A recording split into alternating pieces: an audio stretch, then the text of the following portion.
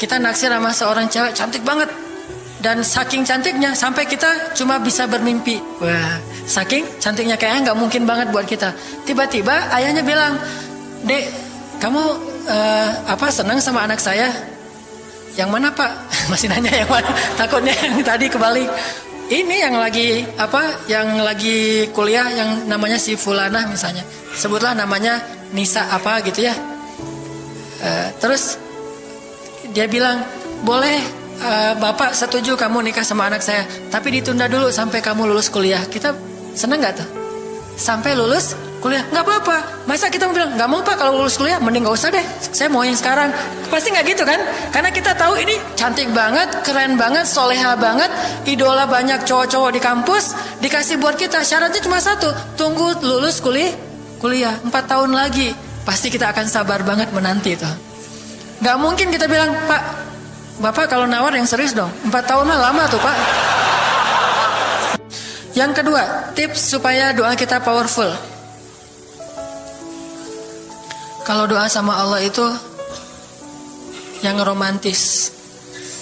Bahasa Arabnya munajat, curhat sama Allah.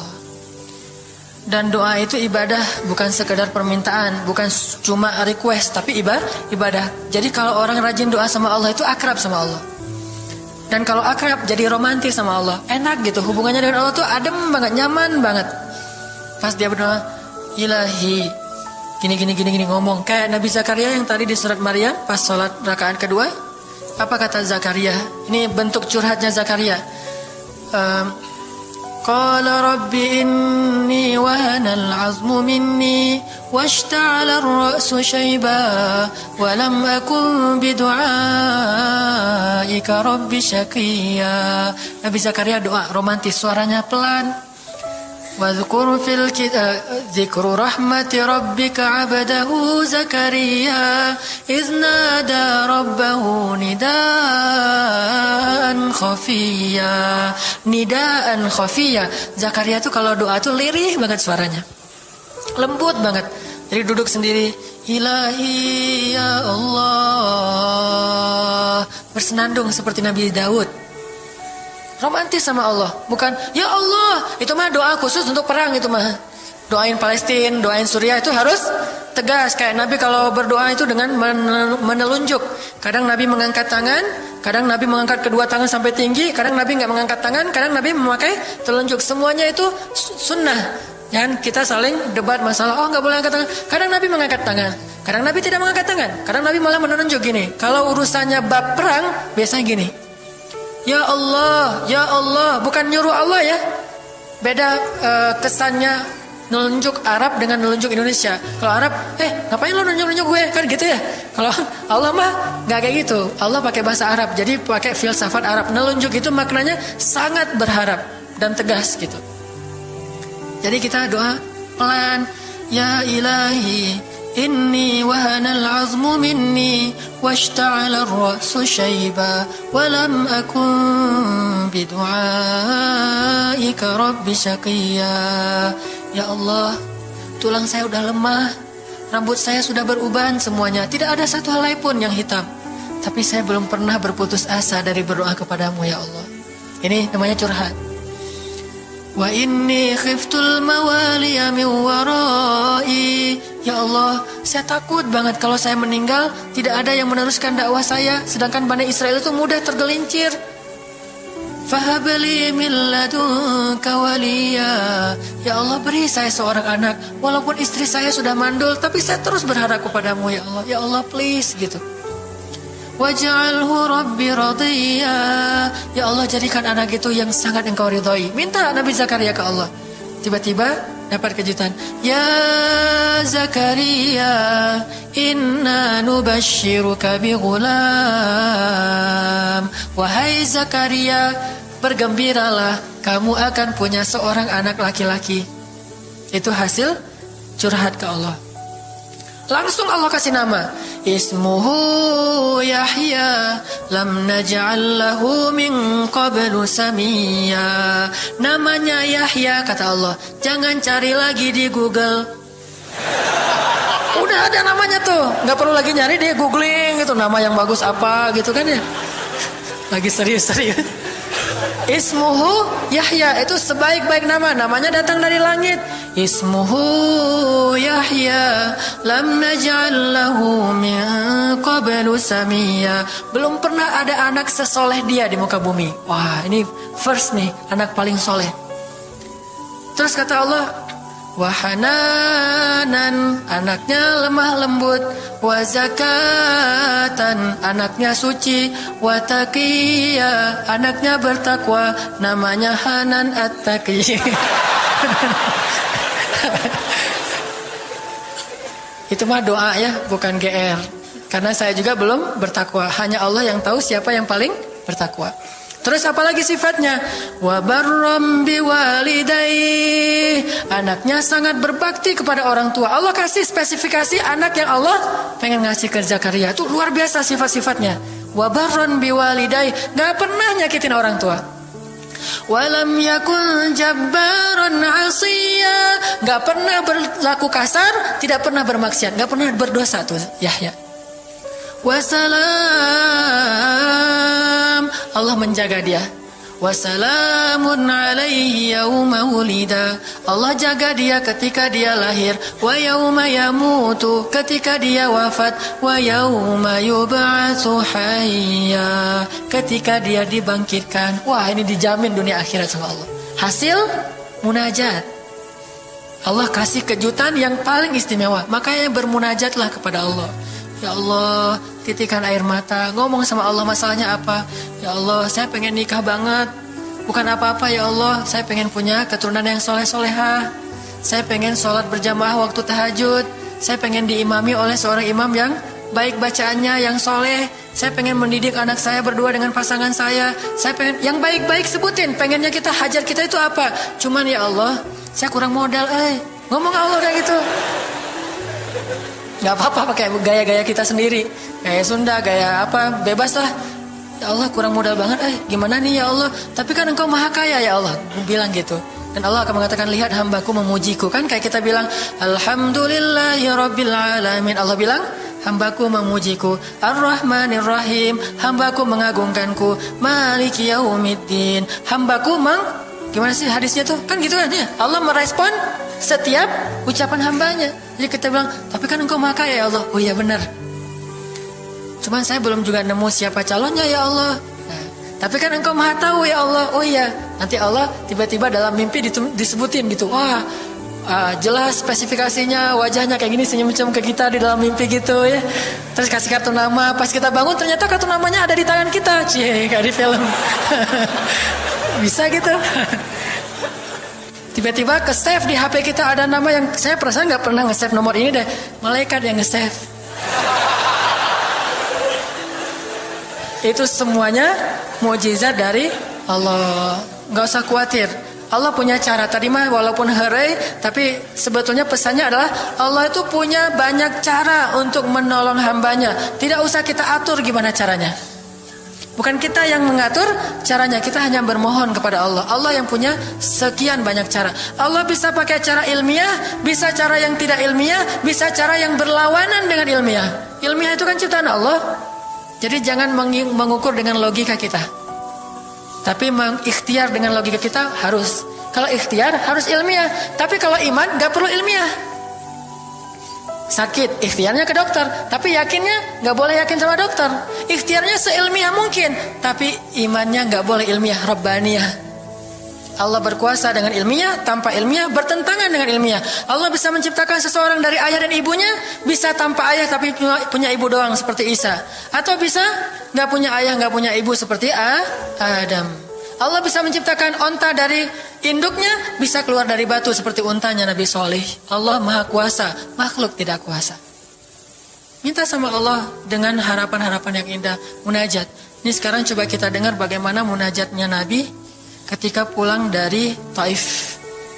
Nabi itu kan sedih banget pulang dari Taif. Luar biasa dihinanya oleh orang-orang Taif. Di antara penghinaan orang Taif yang masih terekam oleh sejarah itu, orang Taif mencemooh Nabi dengan mengatakan, emangnya benar kamu itu, emangnya benar Allah mengangkat kamu jadi Nabi? Itu penghinaan, dihina gitu. Muhammad, beneran gitu Allah mengangkat kamu jadi Nabi? Kayak gak ada orang lain, kata orang Taif.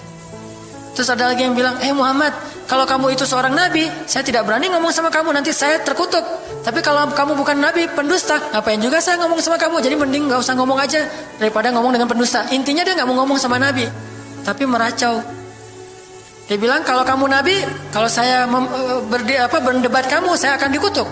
Kalau kamu bukan nabi, berarti kamu pendusta. Ngapain juga saya berdebat sama kamu, menghina. Ada yang bilang, "Hei Muhammad, pergi kamu, jangan dekat-dekat dengan kampung kami." Disuruh anak kecil mengusir Nabi. Bayangin, bagi orang semulia Rasulullah diusir oleh anak kecil, dikejar-kejar pakai batu kerikil, dilemparin, itu luar biasa, berat banget perasaan beliau.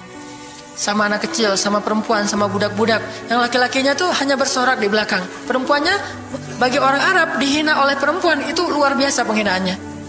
Makanya di Mesir, pengalaman saya ketika di Mesir, orang Mesir itu paling takut sama cewek. Di pasar kalau ada ibu-ibu yang belanja, Mang, bungkusin yang ini, dibungkusin. Nggak jadi deh, yang itu aja. Ya, bungkus lagi. Kayaknya nggak jadi yang itu aja. Sampai 3 kali si emangnya nggak boleh marah. Kenapa? Cewek. Itu di Mesir tuh. Kalau di kita, wah, udah habis itu. Nggak usah cewek yang sebaya, ibu-ibu aja bisa dihina di kita kan ya, nggak menghormati orang tua. Kalau di Mesir, perempuan apalagi yang udah usia orang tua itu sangat dimuliakan. Naik bus gitu, ada ibu-ibu orang Mesir kan gede-gede tuh, naik bus, ya naik bus aja, naik damri gitu susah. Akhirnya barang-barangnya pada diambil sama orang-orang di dalam, dia naik sendiri.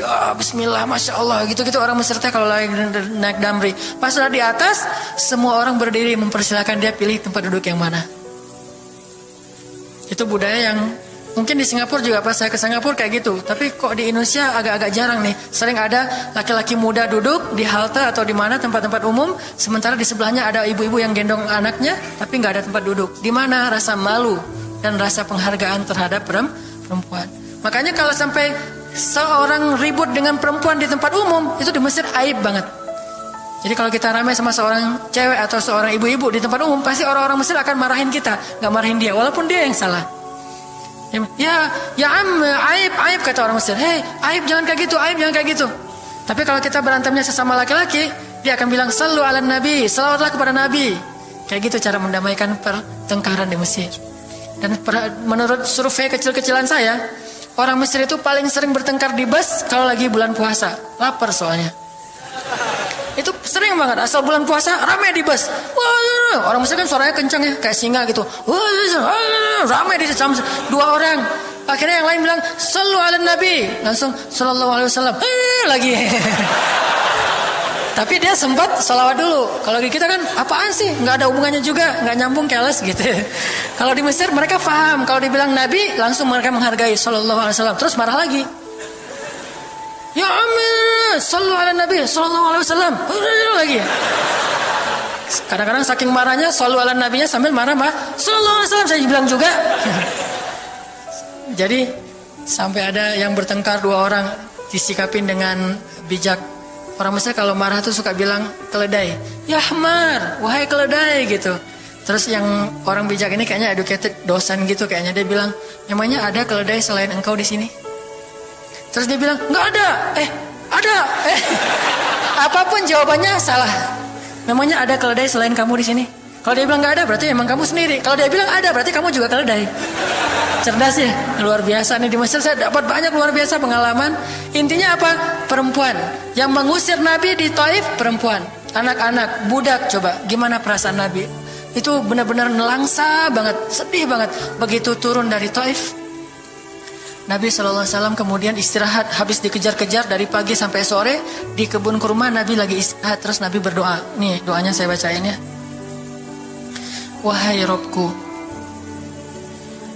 kepada engkaulah aku adukan kelemahan tenagaku dan kekurangan daya upayaku. Wahai Robku, engkaulah yang maha rahim, engkaulah pelindung orang-orang yang lemah. Engkaulah penciptaku. Kepada engkau aku berserah diri ya Allah. Kepada musuh, kepada siapa engkau akan menyerahkanku ya Allah? Kepada musuh yang akan mencelakaiku, atau kepada keluarga yang akan membantu urusanku?